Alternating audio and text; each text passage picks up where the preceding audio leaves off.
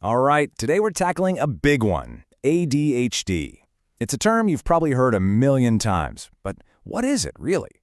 We're going to push past all the stereotypes and actually look at the science behind a brain that's not broken, just built differently. Let's jump in. And honestly, this quote just hits the nail on the head. Because what most people think ADHD is and what it actually is, well, they're practically on different planets. And that gap, that's what we're here to close today. Yeah, you see it all the time, right? The frustrating labels. Lazy, doesn't care, just making excuses. But the reality is something else entirely. We're talking about a real, documented neurodevelopmental condition. And it all boils down to one little word, regulation.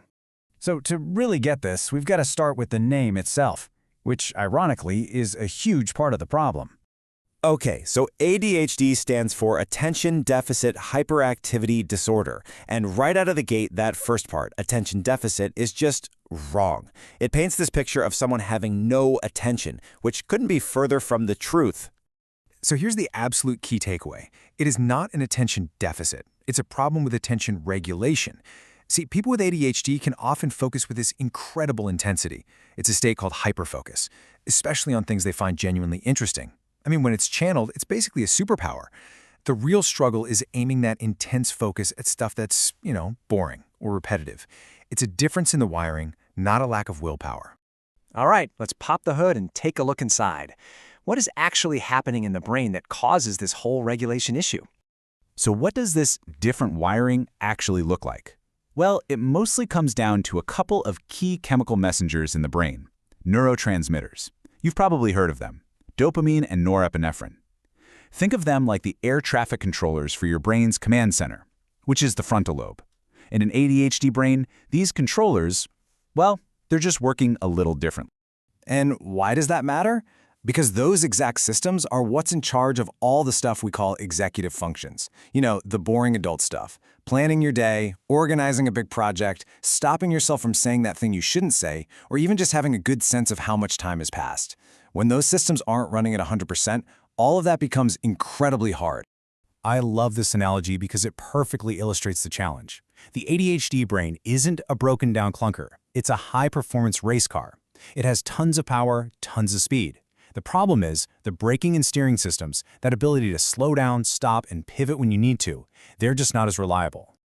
Okay, so given how complex this is, how does a doctor actually figure out if someone has ADHD?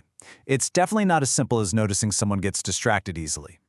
Let's walk through what the real diagnostic process looks like.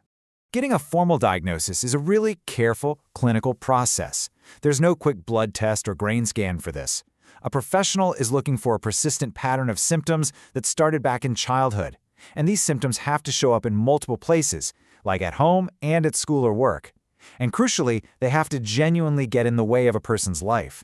Plus, the doctor has to rule out a whole bunch of other things that can sometimes look like ADHD.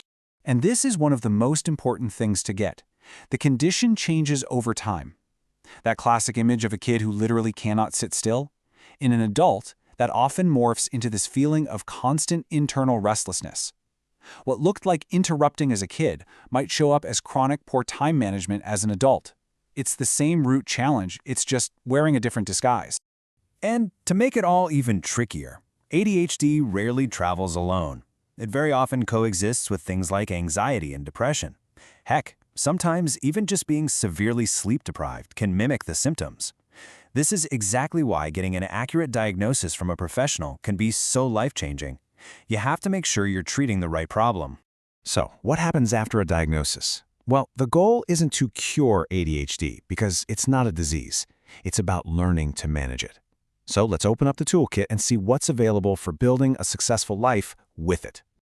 All right, first up, let's talk about the biggest paradox in ADHD treatment. Why on earth would you give a stimulant to someone who's already hyperactive or has a racing mind? It sounds completely backwards, but the science here is pretty cool. So here's how it works. These medications basically increase the availability of dopamine and norepinephrine, but only in the parts of the brain where they're running low. It's like turning up the volume on a weak radio signal. This lets the frontal lobe, our command center, do its job much more effectively. The result isn't some kind of high. It's an improved ability to focus, to control impulses, and manage emotions. The brakes on that race car finally start to grip. But medication is just one piece of the puzzle. It works best when it's paired with practical, real-world strategies. The best way to think about this is you're building an external support system for your brain.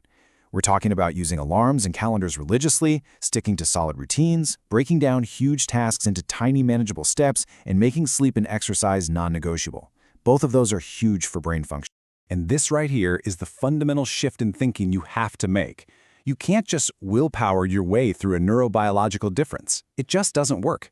The real path to success is creating reliable systems and structures that do the heavy lifting for your executive functions, taking the burden off of just trying harder. And that brings us to the myths, the common and honestly harmful ideas that fuel so much misunderstanding.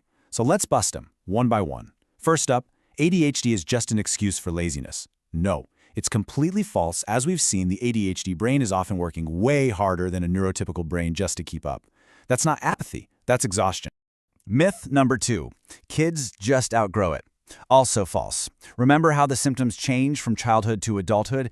The condition doesn't vanish, it just puts on a new costume. The core challenges with regulation are lifelong. And number 3, smart people can't have ADHD. Absolutely 100% untrue. Just think back to our race car. ADHD has nothing to do with the horsepower of the engine. That's your intelligence. It's all about the braking and steering. So many brilliant, creative, super successful people have ADHD. It's a condition that affects your performance, not your potential. So, when should someone think about getting a professional evaluation? The simple answer is when the symptoms are consistently getting in the way of your life. If it's messing with your job, your relationships, if it's causing you real emotional pain, or just slowly chipping away at your self-esteem, it's time to talk to someone. And all of this brings us to our final and honestly most important takeaway. It's a really simple but powerful shift in how we look at this. Understanding ADHD means shifting away from judgment and moving towards strategy. It's about recognizing that this is a brain that's wired differently, one that needs different tools, different systems, and a totally different approach to really thrive. And with the right support, that difference can absolutely become a remarkable strength.